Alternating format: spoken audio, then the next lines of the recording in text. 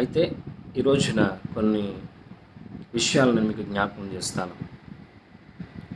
హైందవ సహోదరులు వారి యొక్క హైందవ ధర్మం పరిరక్షించుకోవటం కోసం, లేదా హైందవుల యొక్క వారి మతాన్ని విడిచిపెట్టి క్రైస్తవులుగా మారుతున్నారనే భయంతోనో వారందరూ కూడా క్రీస్తు మీద అలాగే క్రైస్తవుల మీద అనేకమైనటువంటి తప్పుడు ప్రచారాలను చేస్తున్నారు.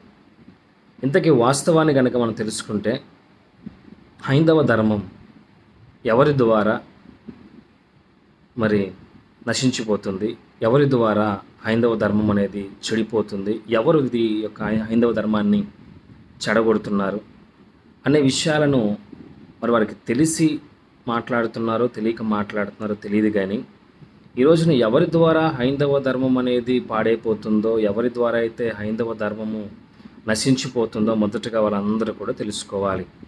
నా సహోదరులారా, ఈ రోజున మీరు కంటికి కనిపించేదాన్ని నమ్ముతున్నారు తప్ప దాని వెనక ఉన్న వాస్తవాన్ని మీరు మర్చిపోతున్నారు.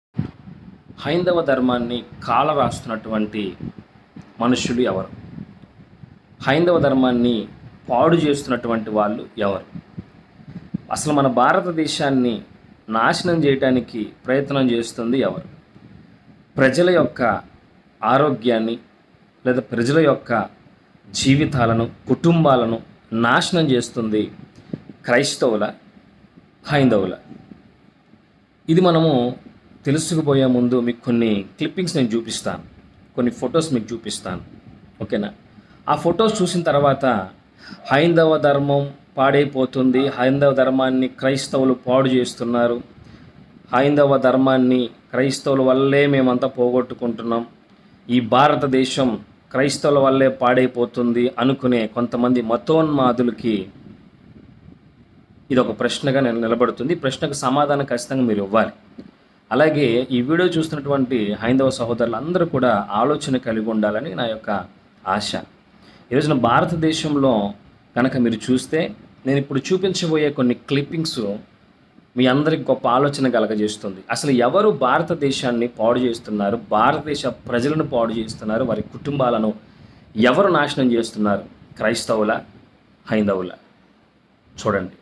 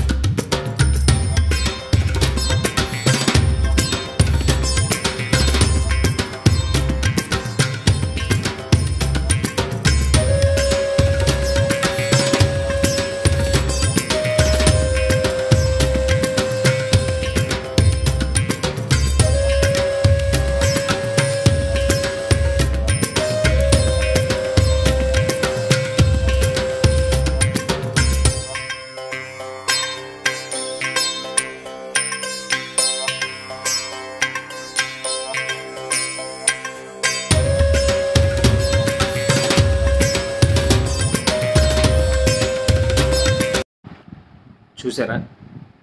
ఇప్పుడు చెప్పండి, ఓ హైందవ ధర్మ సంరక్షకులారా, క్రైస్తవుల మీద తప్పుడు ప్రచారాలు చేస్తున్న ఓ మతోన్మాదులారా, మీకు ఎప్పుడు కూడా వీటి మీద మీకు దృష్టి పెట్టలేదా?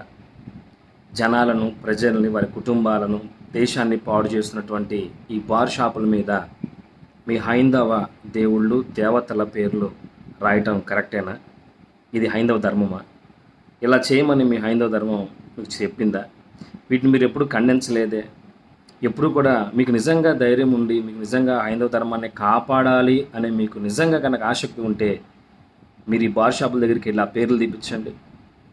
హైందవ ధర్మం పాడైపోతుందిరా మీ వల్ల, మీరు చేసే పనులు 10 కుటుంబాలను చెడగొట్టే, 10 కుటుంబాలు కాదు కొన్ని వేల కుటుంబాలను చెడగొడుతున్నారు వీళ్ళు, మీ యొక్క హైందవ దేవుళ్ళ, దేవతల పేర్లు పెట్టి. ఈ రోజున జనాలను పాడు చేసే ఇటువంటి బార్ షాపుల మీద హైందవ దేవుళ్ళ పేర్లుంటే మీ యొక్క హైందవ ధర్మం కాపాడబడుతుందా?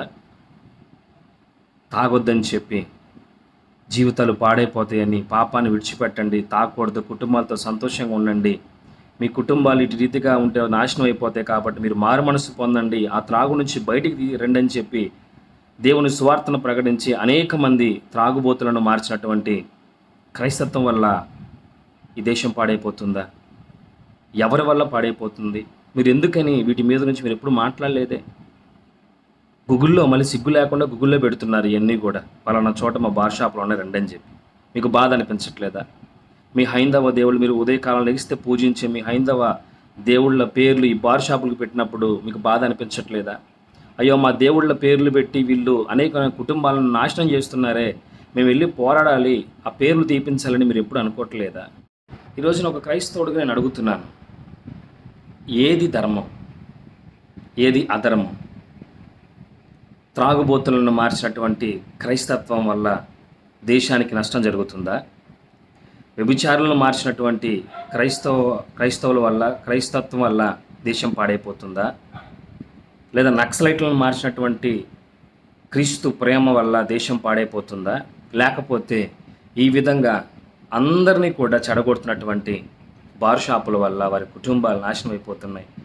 బార్ షాపుల వల్ల అంతా అనేక మంది తాగి వారి జీవితాలు నాశనం చేసుకుంటున్నారు. మరి ఏ రోజు మీరు ఖండించలేదే?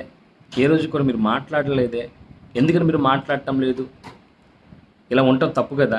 మీ హైందవ దేవుళ్ళ పేర్లు పెట్టి బార్ షాపుల్లో చేస్తున్నటువంటి ఆ యొక్క దుష్కార్యాలు మీకు కనిపించట్లేదా?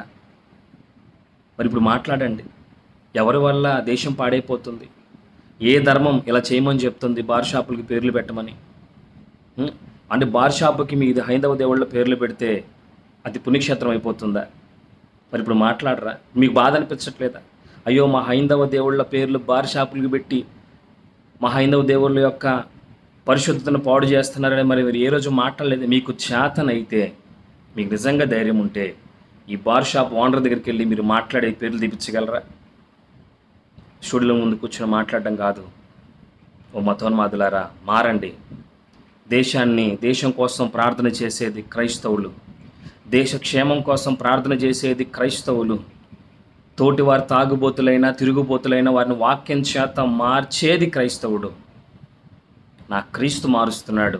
ఆ క్రీస్తు ప్రేమను బట్టి నాలాంటి అనేక మంది స్వార్థికులు వీధిన తిరుగుతూ స్వార్థ ప్రకటిస్తున్నారు. అది మీకు తప్పుగా కనిపిస్తుందా? అంటే దేశం బాగుపడటం మీకు ఇష్టం లేదా? దేశం తాగుళ్ళో తిరుగుళ్ళో ఉంటే దేశ ప్రజలు క్షేమంగా ఉండటం మీకు ఇష్టం లేదు. క్రైస్తవుడు అనేక మందిని మారుస్తుంటే మీకు ఇష్టం లేదు. క్రైస్తవుడు నశించిపోయే ఆత్మను రక్షించడం మీకు ఇష్టం లేదు. క్రీస్తు ప్రేమ ప్రకటించబడటం మీకు ఇష్టం లేదు. కానీ ఇటువంటి బార్ షాపుల్లోకి వెళ్ళి తాగి, మరొక ప్రశ్న ఏంటంటే, ఏ రోజైనా మీరు బార్ షాపుల్లోకి వెళ్ళి మీ హైందవ సహోదరులే, మీ హైందవ ప్రజల్నే, అరే బాబు మన హైందవ ధర్మం పాడైపోతుంది ఇలా తాగటం వల్ల, కాబట్టి తాగకూడదు నాయనా అని ఏ రోజన్నా తాగుబోతులైనటువంటి హైందవ సహోదరుల దగ్గరికి వెళ్ళి ఏ రోజన్నా ప్రకటించారా? ఒక్కడనన్నా మార్చారా? త్రాగకుండా వారి జీవితాన్ని నిలబెట్టిన క్షణాలు కానీ ఒక్క విషయం అన్నా ఉందా? ఒక్క అనుభవం అన్నా మీ జీవితాల్లో ఉందా? క్రైస్తవ సంగతి పక్కన పెట్టేయండి. మీ హైందవ సహోదరులు, మీ హైందవ ప్రజలు తాగి పడిపోతున్నారు, వారి జీవితం నాశనం చేసుకుంటున్నారు. మరి మీరు వెళ్ళి మీ హైందవ ధర్మాన్ని ప్రకటించి వారిని కాపాడొచ్చు కదా. దీనికి మీరు ఇప్పుడు సమాధానం చెప్పగలుగుతారంటే ఒక్కడు కూడా చెప్పడు. పైగా ఏంటంటే బ్యాడ్ కామెంట్స్ చేస్తారు. మేము తాగుతాం, మేము ఇంతే. ఒకటి గుర్తుపెట్టుకోండి, సింపుల్గా ఒక లాజిక్ చెప్పనా? క్రైస్తవుడు వీడియో కింద హైందవ సహోదరులు పెట్టే కామెంట్లు చూడండి. అదే హైందవ సహోదరుల వీడియోల కింద క్రైస్తవుడు పెట్టే కామెంట్ చూడండి. ఎవరు ఎలాంటి వాళ్ళో మీకే తెలుస్తుంది. మీరు ఎన్ని తిడుతున్నా, మీరు ఎంత గలీజ్గా మీరు వీడియోస్ పెడుతున్నా, కింద క్రైస్తవ సహోదరులు బ్రదర్ అలా అనకూడదు బ్రదర్, అది పాపం బ్రదర్ అని చెప్పి ఒక రకంగా మెసేజ్లు పెడతారు. అది ఎంత సత్యాన్ని ప్రకటిస్తున్నా క్రైస్తవుడు యొక్క వీడియో కింద కామెంట్లో మాత్రం హైందవ సహోదరులు ఎలాంటి మెసేజ్లు పెడతారంటే కనీసం నోటితో పలకడానికి కూడా పనికిరాని, పలకడానికి చండాలంగా ఉండే మెసేజ్లు పెడతారు. ఇదేనా మీ హైందవ ధర్మం, హైందవ సహోదరు నేర్పించేది? ఇదేనా మీలాంటి వాళ్ళు ప్రజలకు నేర్పించేది? ముందు ఫస్ట్ మీ హైందవ ధర్మం కాపాడబడాలంటే మీ హైందవ ధర్మం గొప్పతనం తెలియపరచండి. ప్రజలు అన్నీ గమనిస్తున్నారు. ఈ రోజున నాలాంటి వాడు మీ ముందుకు వచ్చాడు, రేపు నాలాంటి కొన్ని వందల వేల మంది కూడా వస్తారు. ఖచ్చితంగా మాట్లాడితే హైందవ ధర్మం కోసం మతోన్మాదులుగా మారినటువంటి మీరెవ్వరూ కూడా నిలబడలేరు. అది గుర్తుపెట్టుకోండి. మీ వేదాల్లో, ఉపనిషత్తుల్లో, మీ గ్రంథాల్లో ప్రతి ఒక్కదానిలో క్రీస్తు యొక్క ముద్ర ఉంది. అది మీకు తెలుసు. కాకపోతే మీ మతోన్మాదం మిమ్మల్ని సత్యం తెలుసుకునివ్వకుండా చేస్తుంది. సత్యం తెలుసుకోపోండి, కానీ దేశాన్ని పాడు చేయొద్దు. దేశంలో మతోన్మాదాన్ని మీరు రగిలించొద్దు. ఎందుకంటే ఏదో ఒక రోజున మీరు సృష్టించిన మీ మతోన్మాదమే మిమ్మల్ని నాశనం చేస్తుంది. కాబట్టి ప్రియ సహోదరులారా, ఈ మతోన్మాదం వీటన్నిటి నుంచి కూడా మీరందరూ బయట రావాలని నేను ప్రార్థన చేస్తాను. మీ అందరి కోసమే ప్రార్థన చేస్తాం. దయచేసి ప్రశాంతంగా ఉంటుంది మన భారతదేశాన్ని దయచేసి ఈ మతాలతో, కులాలతో లేనిపోని రచ్చ చేసి మండించకండి. అది మన దేశానికి ఎంత మాత్రం కూడా మంచిది కాదు. ఈ బలహీనత పట్టుకొని మన శత్రు దేశాలు మన మీద ఇంకా అజమాయిషీ చేసే అవకాశాలు ఉన్నాయి. కాబట్టి నా దేశ ప్రజలు మీరందరూ కూడా ఆలోచన కలిగి మీరందరూ కూడా సత్యాన్ని తెలుసుకొని జీవిస్తానని నమ్ముతున్నాను. దేవుడు మనందరిని దీవించును గాక. ఆమేన్.